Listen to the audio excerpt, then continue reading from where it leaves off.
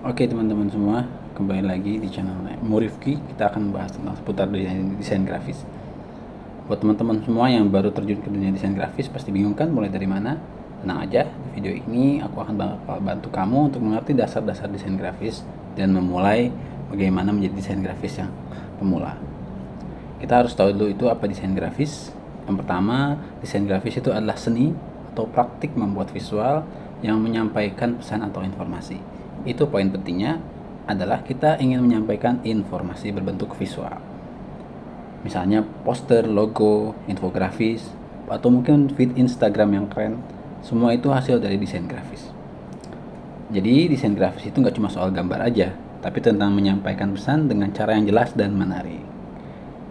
Nah, apa sih yang harus kita ketahui dan pahami tentang desain grafis? Apakah hanya menulis saja, menempel-nempel gambar saja? Tentunya tidak ya, ada prinsip yang harus kita ketahui sehingga nanti desain grafis kita itu memiliki makna dan juga sesuai dengan aturan-aturan yang berlaku secara umum. Ya. Yang pertama itu adalah keseimbangan. Apa itu keseimbangan? Menjaga elemen-elemen dalam desain tetap seimbang, baik secara simetris ataupun asimetris. Jadi secara tata letak tidak berantakan sehingga enak dilihat dan juga enak untuk dipandang. Nah, kemudian yang kedua adalah kontras. Gunakan kontras warna atau ukuran untuk menarik perhatian pada elemen penting dalam desain. Artinya, kontras warna ini kita harus bisa membedakan mana yang warna-warna yang ingin kita highlight atau ingin kita tunjukkan pada audiens, mana yang tidak. Dan jangan sampai warna-warna yang digunakan itu dia bersamaan dengan warna backgroundnya. Contoh tulisannya warna merah, backgroundnya warna merah muda. Itu akan bertabrakan dan tidak kontras. Tidak hanya warna, tapi juga dengan bentuk. Misalkan kita ingin menunjukkan gambar rumah, maka kemudian ada ruang putih atau white space. Ya, jangan takut dengan ruang kosong. Ruang putih itu penting untuk membuat desain lebih nyaman dilihat dan enggak berantakan. Jadi nggak masalah desain kita itu ada tempat ataupun ada bagian yang kosong, karena itu pun merupakan dari prinsip desain. Jadi jangan dipenuhin semua dengan desain juga, dengan elemen juga. Bisa jadi itu menambah berantakan. Kemudian yang selanjutnya, keselarasan atau alignment. Pastikan semua elemen desain kamu teratur dengan alignment supaya desain terlihat rapi. Ini hampir sama dengan yang keseimbangan tadi. Artinya tujuannya memiliki konsep agar desain kita itu seimbang, rapi, dan juga enak untuk dilihat. Ya. Nah, itu tadi prinsip-prinsip umum yang harus kita untuk pemula, harus kita ingat untuk pemula. Nah, itu tadi adalah prinsip yang sangat umum yang perlu kita ingat untuk pemula. Meskipun nanti ada banyak lagi, tapi dengan mempraktekkan 4 hal tadi, saya yakin teman-teman semua pasti bisa membuat desain grafis yang informatif dan enak untuk dilihat. Nah, kemudian apa yang bisa kita pakai untuk toolsnya? Sebenarnya banyak ya tools yang bisa kita gunakan, dan ada yang memang cukup rumit, ada yang sangat sederhana, dan ada yang biasa-biasa saja atau dalam sedang. Intinya semua tools yang ada untuk desain grafis itu tidak terlalu berpengaruh, karena yang terpenting adalah bagaimana cara kita menyampaikan pesan melalui desain itu bisa dibaca dengan baik dan pesannya tersampaikan dengan baik. Nah, cuman tenang aja. Nah, tools yang pertama itu adalah Canva. Ini adalah tools yang bisa dibilang baru dan cukup menggambarkan dunia desain grafis khususnya. Karena apa? Canva ini adalah pilihan yang paling populer karena sangat mudah digunakan dan punya banyak template.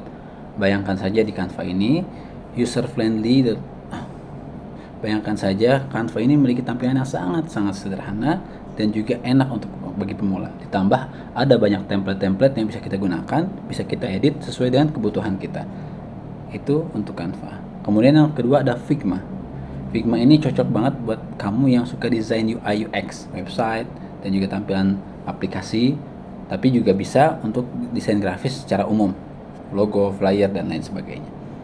Kemudian ada Photopea atau Photopea. Kalau kamu butuh sesuatu yang mirip Photoshop, Photopea bisa jadi pilihan yang gratis dan powerful.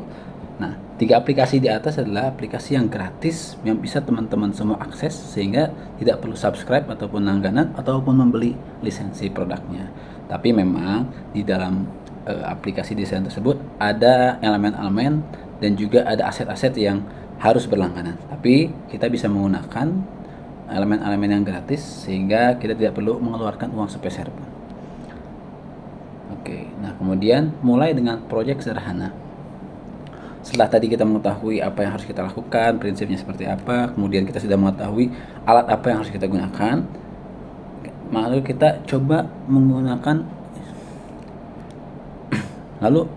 untuk membuat proyek sederhana. Ya, karena ilmu tanpa praktek itu sama aja bohong gitu kan.